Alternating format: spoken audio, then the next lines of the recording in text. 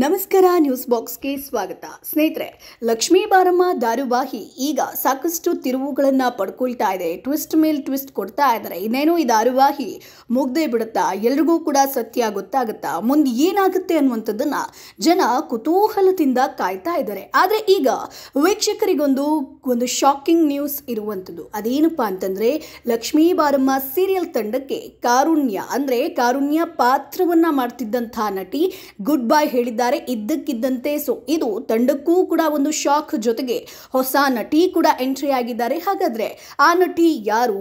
ಕಾರುಣ್ಯ ಅವರು ಈ ಒಂದು ಪಾತ್ರಕ್ಕೆ ಗುಡ್ ಬೈ ಹೇಳಿರುವಂತಹ ರೀಸನ್ ಏನು? ಸಡನ್ ಆಗಿ ಈ ಒಂದು ಡಿಸಿಷನ್ ತೆಗೆದುಕೊಳ್ಳೋದಕ್ಕೆ ಕಾರಣ ಏನು? ಇವೆಲ್ಲದರ ಬಗ್ಗೆ ಕಂಪ್ಲೀಟ್ ಡೀಟೇಲ್ಸ್ ಅನ್ನ ಕೊಡ್ತೀವಿ. ಅದಕ್ಕಿಂತ ಮುಂಚೆ ನಮ್ಮ ಚಾನೆಲ್ ಅನ್ನ ತಪ್ಪದೇ ಸಬ್ಸ್ಕ್ರೈಬ್ ಮಾಡಿ. ಸ್ನೇಹಿತರೆ, ಲಕ್ಷ್ಮೀ ಬಾರಮ್ಮ ಧಾರಾವಾಹಿಯಲ್ಲಿ ಕೀರ್ತಿ ತಾಯಿ ಕಾರುಣ್ಯ ಪಾತ್ರ ಮಾಡ್ತಿರುವಂತಹ ನಟಿಯ ಹೆಸರು ಮೇಘನಾ ಸೋಮಶೇಖರ್.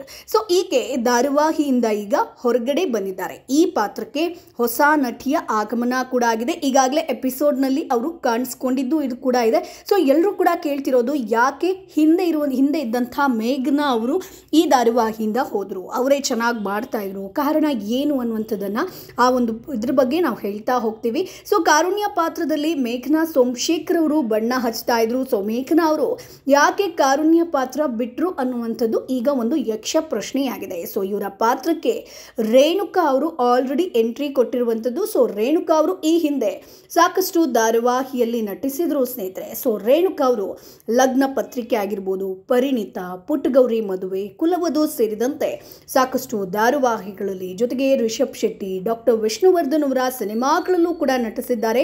ರಕ್ಷಿತ್ ಶೆಟ್ಟಿ ಅವರ ಕಿರಿಕ್ ಪಾರ್ಟಿ ಸಿನಿಮಾದಲ್ಲೂ ಕೂಡ ರೇಣುಕಾ ಅವರು ನಟಿಸಿರುವಂಥದ್ದು. ಸೊ ಕೀರ್ತಿ ತಾಯಿ ಕಾರುಣ್ಯಗೆ ಮಗಳದ್ದೇ ಚಿಂತೆ. ಸೊ ತನ್ನ ಮಗಳು ಕೀರ್ತಿ ಪ್ರೀತಿಸಿದಂಥ ಹುಡುಗ ವೈಷ್ಣವ್ಗೆ ಲಕ್ಷ್ಮಿ ಜೊತೆ ಮದುವೆಯಾಗುತ್ತೆ. ಸೊ ಅವರಿಬ್ರು ಕೂಡ ಚೆನ್ನಾಗಿರ್ಲಿ, ನನ್ನ ಮಗಳು ವೈಷ್ಣವ್ನನ್ನ ಮರೆತು ಬೇರೆ ಹುಡುಗನನ್ನ ನೋಡಿ ಮದುವೆ ಆಗಲಿ ಅಂತ ಕಾರುಣ್ಯ ಬಯಸ್ತಾ ಇದ್ದಾಳೆ. ಅಂದರೆ ಒಂದು ರೀತಿಯಾಗಿ ಪಾಸಿಟಿವ್ ಕ್ಯಾರೆಕ್ಟರ್ ಅಂತಾನೆ ಹೇಳ್ಬೋದು. ಬಟ್ ಮಗಳ ಮೇಲೆ ಸಾಕಷ್ಟು ಪ್ರೀತಿ. ಸೊ ಮಗಳನ್ನ ದಾರಿಗೆ ತರಬೇಕು ಅಂತ ಅವಳು ಹೃದಯಾಘಾತ ಆಗಿರುವಂತಹ ರೀತಿ ನಾಟಕವನ್ನ ಆಡ್ತಾಳೆ. ಹೀಗಿದ್ರೂ ಕೂಡ ಕೀರ್ತಿ ವೈಷ್ಣವ್ ಹಿಂದೆಯೇ ಹೋಗ್ತಿದ್ದಾಳೆ ಸ್ನೇಹಿತರೆ. ಸೊ ಧಾರಾವಾಹಿ ಕಥೆ ಏನು ಅಂತ ನೋಡೋದಾದ್ರೆ, ಕೀರ್ತಿ ಆಗಿರ್ಬೋದು, ವೈಷ್ಣವ್ ಪ್ರೀತಿ ಮಾಡ್ತಾ ಇದ್ರು. ಇವರಿಬ್ರು ಕೂಡ ಮದುವೆ ಆಗಬೇಕು ಅನ್ನುವಷ್ಟರಲ್ಲಿ ವೈಷ್ಣವ್ ತಾಯಿ ಕಾವೇರಿ ಹೊಸ ಡ್ರಾಮವನ್ನ ಮಾಡ್ತಾರೆ. ಸೊ ಕಾವೇರಿಗೆ ತನ್ನ ಮಗ ನನಗೆ ಮಾತ್ರ ಆದ್ಯತೆಯನ್ನ ಕೊಡಬೇಕು ಅನ್ನುವಂಥ ಅತಿಯಾದ ಒಂದು ಪುತ್ರ ವಾತ್ಸಲ್ಯ ಆಕೆಗೆ. ಹೀಗಾಗಿ ಅವಳು ವೈಷ್ಣವ್ ಕೀರ್ತಿಯನ್ನ ಮದುವೆಯಾಗೋ ಬದಲು ಲಕ್ಷ್ಮಿ ಅನ್ನುವಂಥ ಬಡ ಹುಡುಗಿಯನ್ನ ಮದುವೆಯಾದ್ರೆ ನನ್ನ ಮಗ ಕೈ ತಪ್ಪಿ ಹೋಗಲ್ಲ ಅನ್ನುವಂಥದ್ದನ್ನ ಪ್ಲಾನ್ ಮಾಡ್ತಾಳೆ. ಹೀಗಾಗಿ ಅವಳು ಕೀರ್ತಿ ಬಳಿ ನನ್ನ ಮಗನ ಪ್ರಾಣ ಅಪಾಯದಲ್ಲಿದೆ, ಜಾತಕದಲ್ಲಿ ಸಮಸ್ಯೆ ಇದೆ ಅಂತ ಹೇಳ್ತಾರೆ. ಅವನ ಜಾತಕಕ್ಕೆ ಸರಿಯಾಗಿ ಮ್ಯಾಚ್ ಆಗುವಂತಹ ಹುಡುಗಿ ಜೊತೆ ಮದುವೆ ಆದ್ರೆ ಸಮಸ್ಯೆ ಪರಿಹಾರ ಆಗುತ್ತೆ. ಸೊ ಮೊದಲು ಲಕ್ಷ್ಮಿ ಜೊತೆ ವೈಷ್ಣವ್ ಮದುವೆಯಾಗಲಿ, ಆಮೇಲೆ ನಿನ್ನ ವೈಷ್ಣವ್ ಮದುವೆ ಮಾಡ್ತೀನಿ ಅನ್ನುವಂಥ ಒಂದು ಪ್ರಾಮಿಸ್ ಅನ್ನ ಮಾಡ್ತಾಳೆ. ಸೊ ವೈಷ್ಣವ್ ಪ್ರಾಣ ಉಳಿಬೇಕು ಅಂತ ಕೀರ್ತಿ ಅದನ್ನ ಒಪ್ಕೊಳ್ತಾಳೆ ಸ್ನೇಹಿತರೆ.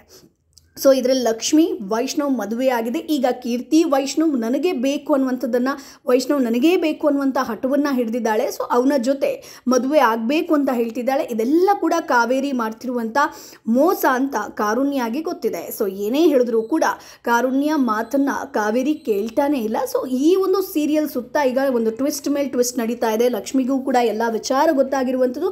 ಸೊ ಇದ್ದಕ್ಕಿದ್ದಂತೆ ಈಕೆ ಈ ಒಂದು ಕಾರುಣ್ಯ ಪಾತ್ರವನ್ನು ಮಾಡ್ತಿದ್ದಂತಹ ಮೇಘನಾ ಸೋಮಶೇಖರ್ ಸೀರಿಯಲ್ಗೆ ಗುಡ್ ಬೈ ಹೇಳಿರುವಂಥದ್ದು. ಒಂದಷ್ಟು ಮಾಹಿತಿಗಳ ಪ್ರಕಾರ ಈಕೆಗೆ ಬೇರೆ ಧಾರಾವಾಹಿಯಲ್ಲಿ ಆಫರ್ ಸಿಕ್ಕಿರುವಂಥದ್ದು. ಸೊ ಹಾಗಾಗಿ ಆ ಒಂದು ಶೆಡ್ಯೂಲ್ ಸಮಸ್ಯೆಯಿಂದ ಈ ಒಂದು ಧಾರಾವಾಹಿಯಿಂದ ಹೊರ ನಡೆದಿರುವಂಥದ್ದು. ಸೊ ಪರ್ಸನಲ್ ರೀಸನ್ ಅನ್ನುವಂಥದ್ದು ಸ್ನೇಹಿತರೆ.